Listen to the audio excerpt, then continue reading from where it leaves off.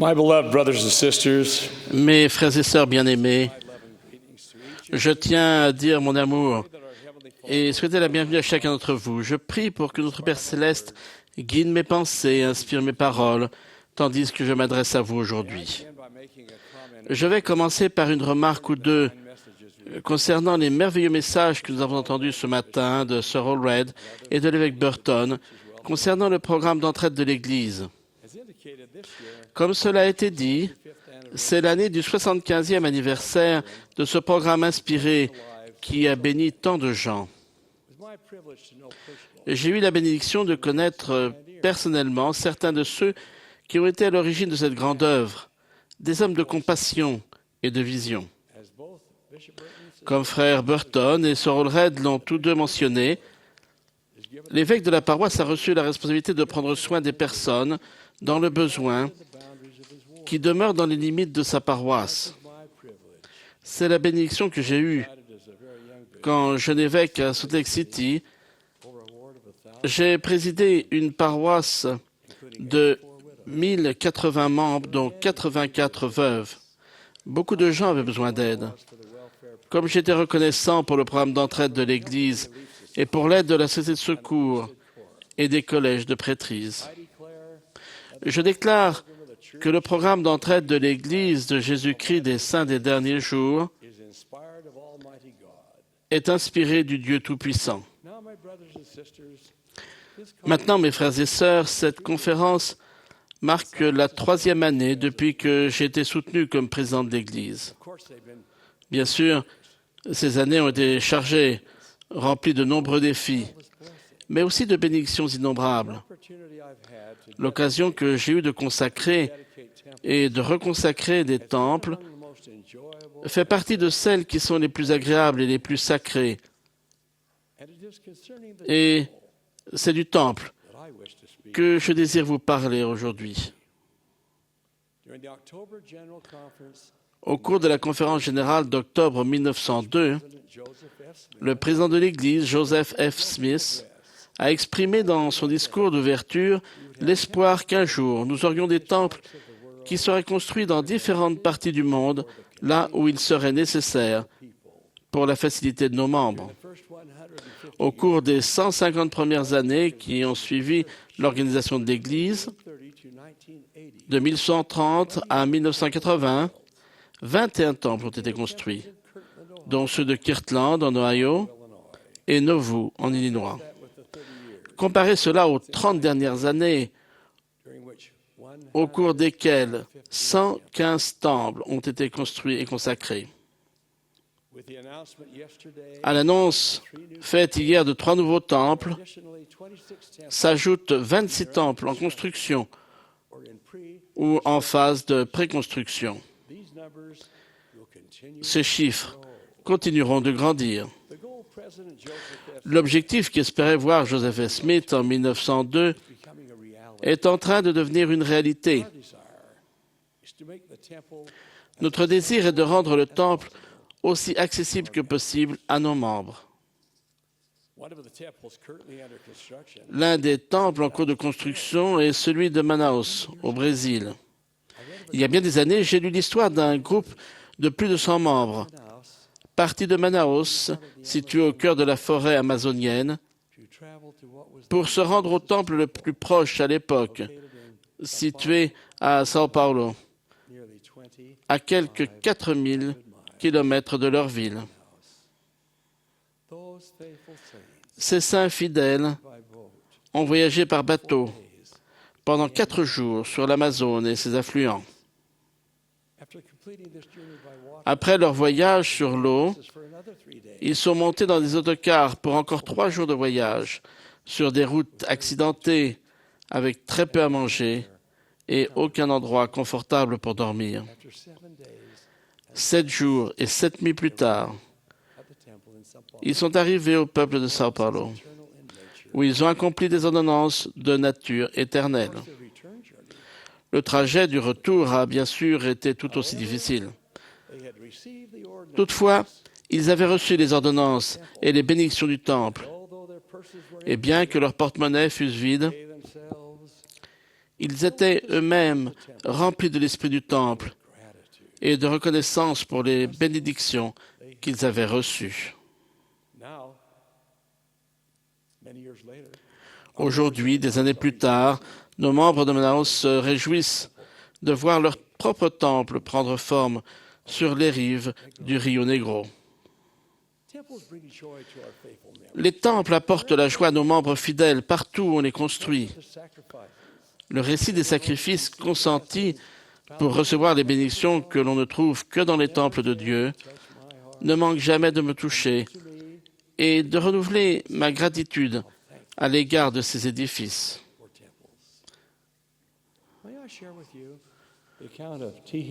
Voici le récit de Tihi et Tarareinamu Tam et leurs 10 enfants.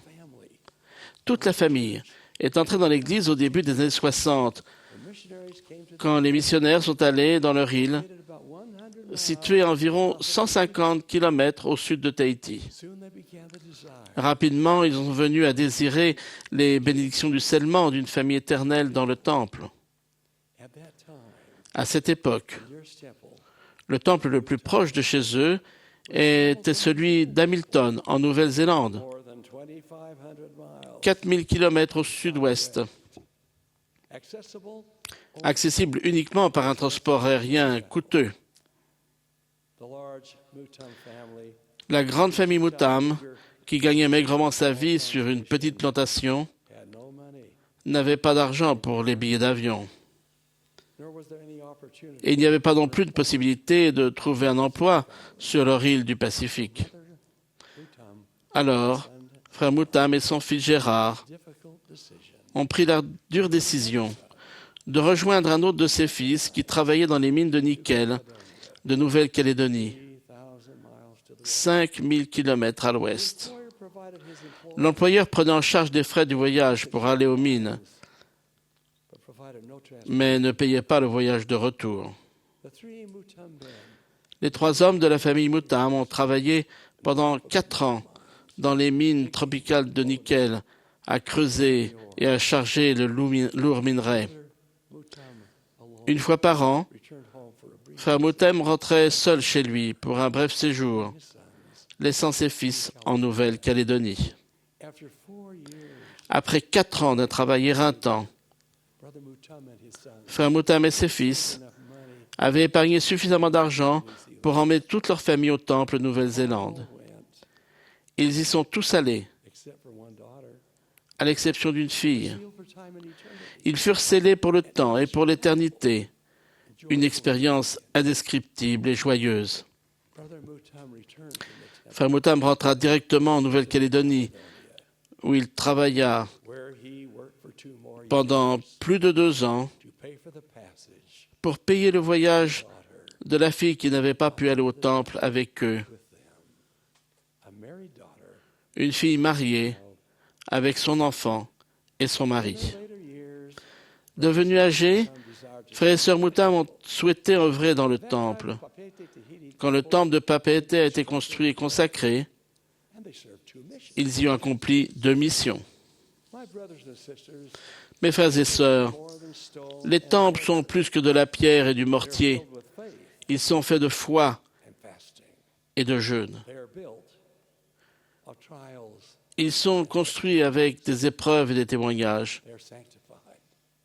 Ils sont sanctifiés par le sacrifice et le service. Le premier temple construit dans notre dispensation fut celui de Kirtland, en Ohio. À l'époque, les saints étaient pauvres et pourtant, le Seigneur leur commanda de construire un temple. Et c'est ce qu'ils firent. Heber C. Kimball écrit à propos de cette expérience. « Seul le Seigneur connaît les scènes de pauvreté, de tribulation et de détresse par lesquelles nous sommes passés pour accomplir cela. » Fin de citation. Puis, après tout ce qui avait été soigneusement achevé, les saints furent forcés de quitter l'Ohio et leur temple bien-aimé. Ils finirent par trouver refuge, bien que temporairement, sur les rives du Mississippi, dans l'État d'Illinois.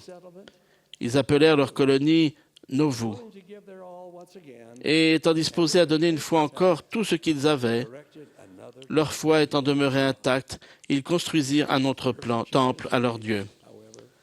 Cependant, les persécutions firent de nouveaux rages, et à peine le temple nouveau était-il achevé, qu'ils étaient chassés une fois de plus de chez eux, et partaient chercher refuge dans un endroit désert dont personne d'autre ne voulait. Le combat et le sacrifice reprirent pendant les 40 ans qu'ils travaillèrent pour ériger le temple de Salt Lake City, qui se dresse majestueusement sur le pâté de maison juste au sud du centre de conférence dans lequel nous sommes aujourd'hui. Il a toujours fallu un certain degré de sacrifice pour construire un temple et le fréquenter. On ne compte plus ceux qui ont travaillé opiniâtrement afin d'obtenir pour eux-mêmes et pour leurs familles les bénédictions que l'on trouve dans les temples de Dieu. Pourquoi est-ce que tant de personnes sont disposées à donner autant pour recevoir les bénédictions du temple? Les personnes qui comprennent les bénédictions éternelles qui proviennent du temple savent qu'aucun sacrifice n'est trop grand, aucun prix n'est trop élevé, aucun effort n'est trop pénible pour recevoir ces bénédictions. Il n'y a jamais trop de kilomètres à parcourir, trop d'obstacles à vaincre, ni trop d'inconfort à endurer. Elles comprennent que ce sont les ordonnances salvatrices du temple qui nous permettront de retourner un jour à notre Père céleste, dans les liens d'une famille éternelle, et d'être dotés des bénédictions et du pouvoir d'en haut, et que cela vaut tous les sacrifices et tous les efforts. Aujourd'hui, la plupart d'entre nous n'ont pas à subir de grandes épreuves pour se rendre au temple. 80% des membres de l'Église d'aujourd'hui vivent à moins de 300 km d'un temple, et pour la plupart, la distance est encore plus courte. Si vous êtes allé au temple pour vous-même, et si vous vivez à une distance relativement proche d'un temple, votre sacrifice sera peut-être de mettre de côté du temps dans votre vie affairée pour vous y rendre régulièrement. Il y a beaucoup à mettre de côté, il y a beaucoup à faire dans nos temples pour les personnes qui attendent au-delà du voile. En faisant les ordonnances pour elles, nous comprenons que nous accomplissons ce qu'elles ne peuvent pas faire pour elles-mêmes. Joseph F. Smith a affirmé dans une déclaration, je cite, « Grâce aux efforts que nous faisons en leur faveur, les chaînes de leur servitude tomberont et les ténèbres qui les entourent se dissiperont, afin que la lumière brille pour eux, qu'ils apprennent dans le monde des esprits l'œuvre qui a été accomplie pour eux par leurs descendants ici-bas, et qu'ils se réjouissent avec vous de ces devoirs que vous avez accomplis. » Fin de citation. Mes frères et sœurs, cette œuvre, c'est à nous de la faire. Dans ma propre famille, certaines des expériences les plus sacrées et les plus précieuses sont celles de ces moments où nous nous réunissons ensemble au temple pour accomplir des ordonnances de scellement pour nos ancêtres décédés. Si vous n'êtes pas encore allé au temple, ou si vous y êtes allé mais qu'actuellement vous n'êtes pas qualifié pour avoir une recommandation, il n'est pas d'objectif plus important pour vous que de devenir digne d'aller au temple.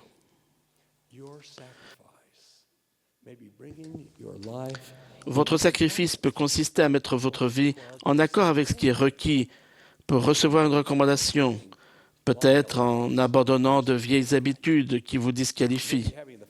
Ce peut être la foi et la discipline de payer votre dîme. Quoi qu'il faille faire, qualifiez-vous pour entrer dans le temple de Dieu. Obtenez une recommandation à l'usage du temple et considérez-la comme un bien précieux, parce que c'est ce qu'elle est. Tant que vous n'êtes pas allé dans la maison du Seigneur et n'avez pas reçu les bénédictions qui vous y attendent, vous n'avez pas reçu tout ce que l'Église a à offrir. Les bénédictions les plus importantes, les bénédictions suprêmes réservées aux membres de l'Église, sont celles que nous recevons dans les temples de Dieu. Maintenant, mes jeunes amis, qui êtes en pleine adolescence, ayez toujours le temple en vue. Ne faites rien qui vous interdise d'y entrer et de prendre part aux bénédictions sacrées éternelles qu'on y trouve. Je félicite ceux d'entre vous qui déjà vont régulièrement au temple pour accomplir des baptêmes pour les morts, vous levant de bonne heure afin de faire ces baptêmes avant que l'école commence. Je ne connais pas de meilleur moyen de démarrer une journée. Parents qui avaient de jeunes enfants, je vais vous citer le conseil avisé du président Kimball. Il a dit, « Ce serait une bonne chose si les parents mettaient dans toutes les chambres de leur maison la photo d'un temple, afin que leurs enfants, depuis le plus jeune âge, puissent les voir chaque jour, jusqu'au moment où cela fera partie de leur vie. Quand ils auront l'âge de prendre la décision très importante d'aller au temple, cette décision sera déjà prise. » Fin de citation. À la primaire, les enfants chantent « Oh, j'aime voir le temple. Un jour j'y entrerai. Je promettrai au Père d'obéir et d'aider. » Je vous supplie d'enseigner l'importance du temple à vos enfants. Le monde est un endroit dans lequel il peut être éprouvant et difficile de vivre. Nous sommes souvent entourés de choses qui nous tirent vers le bas. En allant, vous et moi, dans les saintes maisons de Dieu, et en nous souvenant des alliances que nous y contractons, nous sommes davantage capables de supporter toutes les épreuves et de surmonter toutes les tentations. Dans ces sanctuaires, nous trouvons la paix. Nous sommes ressourcés et fortifiés. Maintenant, mes frères et sœurs, j'aimerais parler encore d'un temple avant de terminer. Dans un avenir pas si lointain, quand de nouveaux temples prendront forme de par le monde, l'un d'entre eux s'élèvera dans une ville qui est née il y a plus de 2500 ans. Je veux parler du temple en construction à Rome. Chaque temple est une maison de Dieu remplissant les mêmes fonctions et avec les mêmes bénédictions et des ordonnances identiques. Le temple de Rome, à la différence des autres, est construit sur l'un des hauts lieux historiques du monde, une ville où les anciens apôtres, Pierre et Paul, ont prêché l'évangile du Christ et où tous deux sont morts en martyrs. En octobre dernier, quand nous nous sommes rassemblés dans un lieu verdoyant du quartier nord-est de Rome, j'ai eu l'occasion de faire la prière de consécration avant l'inauguration des travaux. Je me suis senti poussé à demander au sénateur Lucio Malan et au maire adjoint de Rome, Giuseppe Ciardi, d'être parmi les premiers à donner le premier coup de pelle. Chacun d'eux avait pris part à la décision de nous permettre de construire un temple dans leur ville. Je voulais qu'ils mettent le pied à la pelle. Je voulais qu'ils sentent le sol qu'il fallait creuser. Ils ont souri. Et nous avons fait ce que nous voulions. Le ciel était nuageux, mais il faisait chaud et il menaçait de pleuvoir. Mais il n'est pas tombé plus d'une goutte ou deux. Quand le magnifique chœur a chanté en italien l'air merveilleux de l'Esprit du Dieu Saint, on aurait cru que les cieux et la terre s'unissaient en un cantique glorieux de louange et de gratitude au Dieu Tout-Puissant. Il était impossible de retenir ces larmes. Un jour viendra où les fidèles dans cette ville, la ville éternelle, recevront les ordonnances de nature éternelle dans une maison sacrée de Dieu. J'exprime ma reconnaissance éternelle envers mon Père céleste pour le temple qui est en cours de construction à Rome et pour tous nos temples, où qu'ils soient. Chacun d'eux est un phare pour le monde, l'expression de notre témoignage que Dieu, notre Père éternel, vit, qu'il désire nous bénir et qu'il bénit réellement ses fils et ses filles de toute génération. Chacun de nos temples est l'expression de notre témoignage que la vie au-delà de la tombe est aussi réelle et aussi certaine que la vie ici-bas. Mes frères et sœurs, j'en témoigne. Puissions-nous faire tous les sacrifices nécessaires pour aller au temple et avoir l'esprit du temple dans notre cœur et dans notre foyer. Puissions-nous suivre les pas de notre Seigneur et Sauveur Jésus-Christ, qui a fait le sacrifice suprême pour nous, afin que nous puissions avoir la vie éternelle et l'exaltation dans le royaume de notre Père céleste. C'est là ma prière sincère, et je l'offre au nom de Jésus-Christ, notre Sauveur, le Seigneur. Amen.